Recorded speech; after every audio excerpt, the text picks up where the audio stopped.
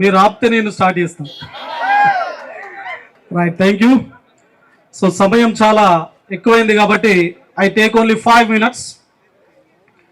వేదిక పైన ఉన్నటువంటి పెద్దలందరికీ పేర్లు చెప్పడం కూడా టైం వేస్ట్ అని, ఈ వేదికను ఏర్పాటు చేసి మమ్మల్ని మీద కూర్చుండబెట్టినటువంటి Janardhan, Indra and Ashok sir and మిగతా టీం, వాళ్ళ టీం ఏదైతే ఉందో గత 10-15 రోజుల నుంచి నిర్విరామంగా నిరంతరాయంగా ఈ సభ సక్సెస్ కోవడం కోసం వాళ్ళు చాలా తీవ్రంగా కృషి చేస్తూ ఉన్నారు. వాళ్ళకి గత అసెంబ్లీ ఎన్నికల సమయం లోపల అశోక్ నగర్ క్యాంపస్, దిల్సుఖ్ నగర్, అదేవిధంగా రాష్ట్రంలో ఉన్నటువంటి 33 జిల్లా కేంద్రాల్లో రెవెన్యూ డివిజన్ల లోపల చదువుకుంటున్నటువంటి నిరుద్యోగ సమాజం వాళ్ళ కుర్చీలను పక్కన పెట్టి ఈ మనిషిని కుర్చీ మీద కూర్చోబెట్టడానికి తిరిగినటువంటి ప్రతి నిరుద్యోగ విద్యార్థికి భవిష్యత్తు లోపల ఈ కుర్చీని తప్పనిసరిగా దించాలి అనేటువంటి కసితో రాష్ట్రం నలుమూలల నుండి ఈ ధర్నా చౌకకు వచ్చినటువంటి ప్రతి నిరుద్యోగ సోదరునికి, అదేవిధంగా సోదరి మనకి very good afternoon. Good afternoon, good afternoon మా మీడియా మిత్రులకు. అదేవిధంగా ఇంతకుముందు మన రాకేష్ అన్న ఒక మాట అన్నారు, ఏఐ అంటే అనుముల ఇంటెలిజెన్స్ అని చెప్పేసి. కాబట్టి ఇంత పెద్ద సభ జరుగుతూ ఉన్నది, అనుముల ఇంటెలిజెన్స్ మిత్రులందరికీ కూడా నేను ఈ సభా వేదిక నుంచి మాట్లాడుతూ ఉన్నాను, చెప్తా ఉన్నాను. మార్క్ ట్వెయిన్ అనేటువంటి ఒక గొప్ప వ్యక్తి ఒక మాట మాట్లాడింది, ఏంటి అంటే it is not the size of the dog in the fight, it is the size of the fight in the dog అని చెప్పేసి మార్క్ ట్వెయిన్ అని చెప్పేసి చెప్పిండు. ఇక్కడికి వచ్చినటువంటి అనుముల ఇంటెలిజెన్స్ లో ఉన్నటువంటి ప్రతి ఒక్క పోలీస్ ఇంటెలిజెన్స్ డిపార్ట్మెంట్ మిత్రులందరికీ ఒకటే మాట చెప్తా ఉన్నా, వచ్చినటువంటి 1000 మంది ఒక్కొక్కరు 1000 మందితో సమానంగా ఉన్నటువంటి వాళ్ళు మాత్రమే ఈ ధర్నా చౌకలో ఉన్నారు. కాబట్టి మీరు రేపు అనుముల ఇంటెలిజెన్స్ అనుముల గారికి రిపోర్టు తయారు చేసి ఇస్తారు కదా, ఆ రిపోర్టు లోపల చాలా క్రిస్టల్ క్లియర్ గా మీరు మెన్షన్ చేయండి, ధర్నా చౌకకు వచ్చింది 1500 మంది 1000 మంది కాదు, 1,00,000 మందితో సమానమయ్యేటువంటి వ్యక్తులు ధర్నా చౌకకు వచ్చిరు అని చెప్పేసి దయచేసి మీరు అనుములకు మీ రిపోర్టుని ఇంటెలిజెన్స్ రూపం లోపల ఇవ్వండి అని చెప్పేసి చెప్తా ఉన్నాం.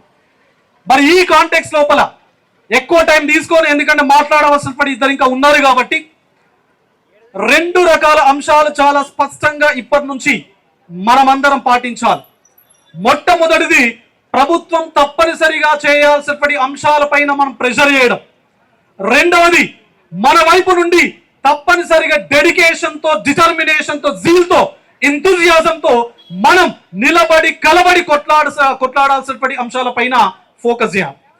మరి ఏం చేయాలి ప్రభుత్వం ఏం చేయాలి అంటే, ఆల్రెడీ ఇక్కడ పెట్టారు మిత్రుడు, 20,000 పోస్టులతో భారీ నోటిఫికేషన్ కానిస్టేబుల్ ఎస్ఐ ఇవ్వాలి అని చెప్పేసి, జీవో 46 ను తొలగించాలి అని చెప్పేసి, జాబ్ క్యాలెండర్ వద్దు, ఒకేసారి 2 లక్షల ఉద్యోగాల ముద్దు అని చెప్పేసి, జాబ్ క్యాలెండర్ ప్రకారం ఇంజనీరింగ్ వేకెన్సీస్ ఏవైతే ఉన్నాయో వాటిని ఫిలప్ చేయాలి అని చెప్పేసి. మరి ఇవన్నీ కూడా గత 2 సంవత్సరాల క్రితం మేనిఫెస్టో లోపల మేము జాబ్ క్యాలెండర్ ఇస్తాం అని చెప్పేసి మనకు మాయ మాటలు చెప్పి ఈ ప్రభుత్వం ఏర్పాటు కావడం జరిగింది. మరి జాబ్ క్యాలెండర్ ఇవ్వండి అని చెప్పేసి అంటే, మొన్న నీతి ఆయోగ్ మీటింగ్ లోపల మన గుంపు మేస్త్రి వెళ్ళి ఏమన్నాడు, నీతి ఆయోగ్ మీటింగ్ లో ప్రధానమంత్రి నరేంద్ర మోడీ గారిని కలిసి వారికి ఏం చెప్పిర్రు, ఆల్రెడీ 1,60,000 వేకెన్సీస్ మేము ఇచ్చేసాం, 1,00,000 ప్రైవేట్ రంగం లోపల ఉద్యోగాలను మేము కల్పించినాం, 60,000 ప్రభుత్వ రంగం లోపల మేము ఉద్యోగాలు ఇచ్చినాము అని చెప్పేసి. ఎక్కడికి వెళ్ళినా 60,000. అసలు ప్రపంచంలో ఏ రాష్ట్ర ముఖ్యమంత్రి చేయనటువంటి ఒక కొత్త పంథా ఈ ముఖ్యమంత్రి పాటిస్తున్నాడు. 1000 వేకెన్సీస్, 500 వేకెన్సీస్ ఇంతకుముందు మా మిత్రుడు చెప్పారు సోదరులు, ఎక్కడో ఆవు కడితే మన దొడ్లో కట్టేసుకొని ఇది మాకే అయినది, ఇది మాదే అని చెప్పేసి సంస్కృతి ఈ ప్రభుత్వం ఈ రాష్ట్రం లోపల ఇప్పటి వరకు జరగలేదు, అసలు ఈ దేశంలోనే జరగలేదు. నాకు తెలిసి మొన్న పంచాయతీ సెక్రటరీ నిరాహార దీక్షలు చేస్తా ఉన్నారు. గతం లోపల ఎవరైతే విఆర్ఓ విఆర్ఏలకు సంబంధించి రెవెన్యూ సిస్టమ్ ను అబాలిష్ చేసినప్పుడు ఆ పోస్టులను వేరే డిపార్ట్మెంట్ లోపల అబ్జర్వ్ చేసుకున్నారు. చేసుకున్న తర్వాత మొన్న గ్రామ పాలన ఆఫీసర్ అనేటువంటి పేరుతోని CCLA వాళ్ళు ఒక పరీక్ష పెట్టిరు. ఆ పరీక్షకు ఒక 5,500 6,000 మంది ఆల్రెడీ VRAలు అప్లై చేసుకున్నారు. పరీక్ష రాస్తే 3,500 మంది క్వాలిఫై అయ్యారు. మళ్ళీ వాళ్ళు ఆల్రెడీ ఉద్యోగులు, VRA ఉద్యోగులు వాళ్ళకు కూడా రవీంద్ర భారతిలోనో LB స్టేడియంలోనో పెద్ద మీటింగ్ పెట్టి మేము 3,500 వేకెన్సీస్ ఉద్యోగాలు ఇచ్చినాం అని 63,500 లెక్క చెప్తాడు మిత్రులారా మీ అందరికీ. 63,500. మరి ఈ ప్రభుత్వం వాస్తవానికి ఎన్ని ఉద్యోగాలు ఇచ్చింది? గత ప్రభుత్వం 5,100 టీచర్ పోస్టులు ఇస్తే ఈ ప్రభుత్వం వచ్చిన తర్వాత దానికి ఇంకొక 5,800 కొత్తగా కలిపి 11,000 వేకెన్సీస్ తో జాబ్ నోటిఫికేషన్ ఇచ్చింది. హెల్త్ డిపార్ట్మెంట్ లోపల ఒక 4,800 వరకు సుమారుగా 5,000.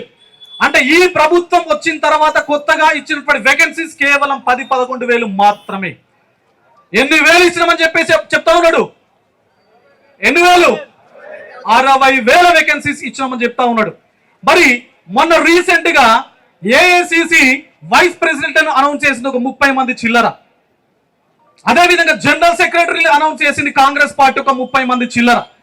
అంటే మీకు ఇంత చిత్తశుద్ధి మీ పార్టీ లోపల ఉండేటువంటి రాజకీయ నిరుద్యోగులను, అసంతృప్తులను వాళ్ళను చల్లబరుచుకోవడానికి, వాళ్ళకు పార్టీ పదవులు ఇవ్వడానికి మీకు టైం ఉంటది. మరి 40 లక్షల నిరుద్యోగుల యొక్క కోరికలు, 40 లక్షల నిరుద్యోగుల యొక్క ఆస్పిరేషన్స్, ఈ ప్రభుత్వం రావడానికి బస్సు యాత్ర చేసినటువంటి నిరుద్యోగుల యొక్క ఆస్పిరేషన్స్ కు మీరు వాళ్ళ ఆస్పిరేషన్స్ ఫుల్ఫిల్ చేయడం కోసం మీకు 40 నిమిషాల టైం కూడా మీకు ఉండదు. This is very shame. ఎంత షేమ్ అంటే ఈ రాష్ట్ర ముఖ్యమంత్రి మన నిరుద్యోగ సమాజాన్ని కంప్లీట్ గా బస్టు వస్తి పట్టించడమే కాదు, ఈ రాష్ట్రం యొక్క మంచితనాన్ని, ఈ రాష్ట్రం యొక్క క్రెడిబిలిటీని దేశవ్యాప్తంగా కంప్లీట్ గా కించపరిచేటువంటి విధంగా బిహేవ్ చేస్తా ఉన్నాడు. అన్నా చరిత్ర తెలవడం కాదు, జాగ్రఫీ తెలవడం కాదు, అతనికి మీరన్న AI కూడా తెలియదు, ఇంగ్లీష్ రాదు, అసలు ఏది రాదు. మొన్నటికి మొన్న, నిన్న కావచ్చు నాకు తెలుసు, మొన్న బనకచెర్ల పైన ఒక రివ్యూ మీటింగ్ పెట్టిండు. బనకచెర్ల ప్రకాశంలో ఉంటుందా అంటే ప్రకాశంలో ఉంటుంది అంటుండు. Devadula project is it come under Godavari basin? Nallamala forest Rayalaseema కిందకి వస్తుందా అని అడుగుతుండు ప్రశ్న. నువ్వు నల్లమల పులిబిడ్డావు కదా, మరి నల్లమల ఎక్కడికి వస్తావు నీకు తెలియకపోతే నువ్వు Group 2 నోటిఫికేషన్ అయ్యి ఇక్కడ మాకు జనార్దన్ ఉన్నాడు, ఇక్కడికి రా, నీకు జాగ్రఫీ చెప్తాడు, హిస్టరీ చెప్తాడు, ఇంగ్లీష్ చెప్తాడు, పాలిటీ చెప్తాడు, అన్ని కూడా నీకు చెప్తాడు. సో దయచేసి నేను ఒకటే అడుగుతా ఉన్నా, జాబ్ క్యాలెండర్ ఏదైతే ఉందో ఏదో మొక్కుబడిగా ఇచ్చినామంటే ఇచ్చినాం అనే విధంగా కాకుండా చాలా క్రిస్టల్ క్లియర్ గా ఏ రకానికి సంబంధించిన వేకెన్సీస్ ఉన్నాయి, ఆ వేకెన్సీ నంబర్, నోటిఫికేషన్ ఏ నెల లోపల ఏ డేట్న ఇస్తారు, పరీక్ష ఏ నెల లోపల ఏ డేట్న పెడతారు, అపాయింట్మెంట్ ఆర్డర్ ఏ డేట్న ఇస్తారు, ఏ నెల లోపల ఇస్తారు, క్రిస్టల్ క్లియర్ గా మీ వైపు నుంచి తప్పనిసరిగా రావాలి. నంబర్ 1, జాబ్ క్యాలెండర్లు జాబులు రావడమే మాత్రమే కాదు, గతం లోపల కూడా నేను చెప్పాను, కోర్టు మెట్లు ఎక్కనటువంటి జాబ్ క్యాలెండర్ తప్పనిసరిగా మాకు రావాలి, నోటిఫికేషన్లు రావాలి అని చెప్పేసి ఈ వేదిక ద్వారా మీడియా పక్షాన ఈ ప్రభుత్వాన్ని నేను డిమాండ్ చేస్తా ఉన్నా. అదే విధంగా సిలబస్ అని చెప్పేసి ఒక వేషం వేసారు మొన్న రీసెంట్ గా. ఏదో పేపర్ వచ్చింది, మరి TSA Telangana higher education council chairman గారు బాలకిస్తారెడ్డి గారి ఆధ్వర్యం లోపల ఒక కమిటీ వేస్తున్నాం అని చెప్పేసి అన్నారు. దానిపైన ఇప్పటి వరకు ఎలాంటి అప్డేట్స్ మళ్ళీ ఏ పేపర్ లోపల రాయలేదు. మీరు ఇచ్చినటువంటి సిలబస్ లోపల రిపీటెడ్ గా కాంపోనెంట్స్ ఉంటాయి. పేపర్ 1 లో ఉన్నది, 2 లో ఉంటుంది, 3 లో ఉంటుంది, 4 లో ఉంటుంది. దయచేసి ఈ పేపర్ ఏదైతే ఉందో, ఈ నోటిఫికేషన్ ఏదైతే ఉందో చాలా చాలా రిపీటెడ్ గా లేకుండా మీరు సిలబస్ ను మెన్షన్ చేయండి. నంబర్ 3, మూడవది చాలా ఇంపార్టెంట్. మన రీసెంట్ గా 5వ తారీఖున అయినటువంటి క్యాబినెట్ సెషన్ కు ముందు ఒక వార్త, ఒక చర్చ చాలా బలంగా బయటకు వచ్చింది. ఉద్యోగులకు సంబంధించి సూపర్ యాన్యువేషన్ ఏజ్ పెంచుతున్నాము అని చెప్పేసి, పదవి విరమణ వయసు పెంచబోతున్నాం అని చెప్పేసి, గత ప్రభుత్వం 58 సంవత్సరాలు ఉన్నటువంటి పదవీ విరమణ వయసును 61 సంవత్సరాలు చేసింది. మరి ఈ ప్రభుత్వం ఉన్నటువంటి ఉద్యోగులకు జీతాలు ఇవ్వలేక, పిఆర్సీలు చక్కగా ఇవ్వలేక, వాళ్ళకు డిఎల్ ఇవ్వలేక మళ్ళీ పదవి వయస్సును పెంచుతాం అని చెప్పేసి చెప్తా ఉన్నది. మరి పదవి వయస్సును పెంచితే, పదవి విరమణ వయస్సును పెంచితే నష్టపోయేది ఎవరు? ఎవరు నష్టపోయేది? మరి ఈ రాష్ట్రం లోపల టీజీపీఎస్సీ పోలీస్ రిక్రూట్మెంట్ బోర్డు దగ్గర అప్లై చేసుకున్నటువంటి నిరుద్యోగుల సంఖ్య 40 లక్షలు. 40 లక్షలు అంటే కేవలం 40 లక్షలు మాత్రమే కాదు, 40 లక్షల కుటుంబాలు. మరి ఈ 40 లక్షల కుటుంబాల వల్లనే గత ప్రభుత్వం మారింది. ఈ 40 లక్షల కుటుంబాలు ఒకసారి కన్నెర్ర చేస్తే ఈ ప్రభుత్వం ఉంటదా? ఉంటదా? ఉంటదా?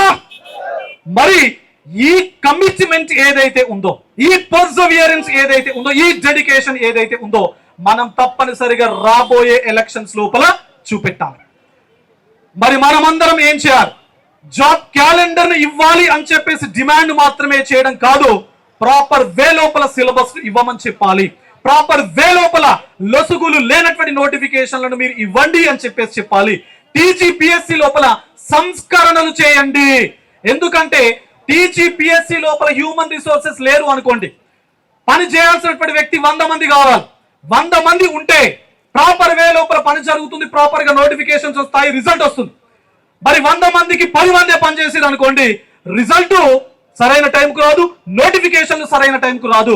తప్పనిసరిగా టీజీపీఎస్సీ లోపల రిఫార్మ్స్ చేయాలి. అక్కడ ఎవరైతే రిక్రూట్మెంట్ ఎంతవరకైతే అవసరం ఉందో, మీరు డెప్యుటేషన్ తీసుకుంటారా, మ్యూచువల్ తీసుకుంటారా, ఎంప్లాయీని తీసుకొని తప్పనిసరిగా దాన్ని మీరు రిఫార్మ్ చేయండి. ఇది తప్పనిసరిగా ప్రభుత్వం వైపు నుంచి చేయాలి. మరి మనం ఏం చేయాలి? మనం 2 తప్పనిసరిగా చేయాలి మిత్రులారా, గుర్తుపెట్టుకోండి. ఒకటి, గతం లోపల ఈ ధర్నా చౌక్ దగ్గర ధర్నా అయినప్పుడు కూడా, మోతీలాల్ నాయక్ ఆధ్వర్యం లోపల ధర్నా చౌక్ దగ్గర ధర్నా అయినప్పుడు కూడా నేను చాలా స్పష్టంగా చెప్పాను, ఒక వ్యవస్థాగత, ఒక సంస్థాగత నిర్మాణం నిరుద్యోగులకు గనక లేకపోతే, ఇంతకుముందు మా జడ్సన్ అని చెప్పారు, 2 నిమిషాలు అయిపోయింది. జడ్సన్ ఒక మాట చెప్పా, ఐకమత్యమే బలం అని చెప్పేసి. గత ఉద్యమాలు చెప్తా ఉన్నాయి మనకు, జల్ జంగల్ జమీన్ అనేటువంటి పేరుతో, మావే నాటే మావే రాస్ అనేటువంటి పేరుతో కొమరం భీం ఉద్యమించినటువంటి తీరే మనకు ఆదర్శం. మరి ఐకమత్యం ఏదైతే ఉందో అది తీసుకురావాలి అంటే ఒక సంస్థాగతమైనటువంటి నిర్మాణం జరగాలి. నిరుద్యోగులకు ఒక వేదిక ఏర్పడాలి, నిరుద్యోగులకు ఒక సమితి ఏర్పడాలి, ఒక ఆర్గనైజేషన్ ఏర్పడాలి. ఒక పిలుపునిస్తే ఈ రాష్ట్రం లోపల ఉన్నటువంటి 33 జిల్లా కేంద్ర గ్రంథాలయాల లోపల ఉన్నటువంటి నిరుద్యోగ సమాజం ఒక్క పిలుపుతో ఇందిరా పార్క్ దగ్గరికి రావాలి. కాబట్టి దయచేసి మీ అందరికి చెప్తుండే, వీలైనంత త్వరగా ఒక వేదికను ఏర్పాటు చేసుకుందాం. 2వ ముఖ్యమైనటువంటి అంశం, social media is a powerful weapon that can transform this entire society. My dear comrades, you believe in that? Social media అనేది చాలా పవర్ఫుల్ వెపన్. ఇప్పుడు లోకల్ బాడీస్ జరగబోతున్నాయి, బీహార్ ఎలక్షన్స్ జరగబోతున్నాయి. మరి నిరుద్యోగులు 40 లక్షలు ఉన్నారు కదా, ఎందుకు why don't we campaign through Twitter campaign మనం ఎందుకు చేయొద్దు? ఈ 40 లక్షల మంది నిరుద్యోగులు 1 కోటి మంది జనాభాకు రీచ్ అయ్యే విధంగా ఎందుకు అన్ఎంప్లాయిడ్ యొక్క గర్జన ట్విట్టర్ ద్వారా మనం ఎందుకు చేయొద్దు? ఒకసారి ఆలోచన చేయండి. మీ ఎఫ్బి వాడండి, మీ ఇన్స్టా వాడండి, మీకు సంబంధించినటువంటి వాట్సాప్ వేదికలు వాడండి. మీకు ఏ పాసిబిలిటీ ఉంటే ఆ పాసిబిలిటీ ద్వారా మీ యొక్క లోపల ఉన్నటువంటి ఏదైతే ఆక్రోశం ఏదైతే ఉందో, మీకు జరుగుతున్నటువంటి అన్యాయం ఏదైతే ఉందో దాన్ని మామూలు ప్రజలకు అర్థం చేసే విధంగా మీ అందరూ కూడా దయచేసి ఐకమత్యంతో మీరు కొట్లాడండి. Everything will be possible. Everything will be possible with strong commitment and strong willpower. Thank you. All the best.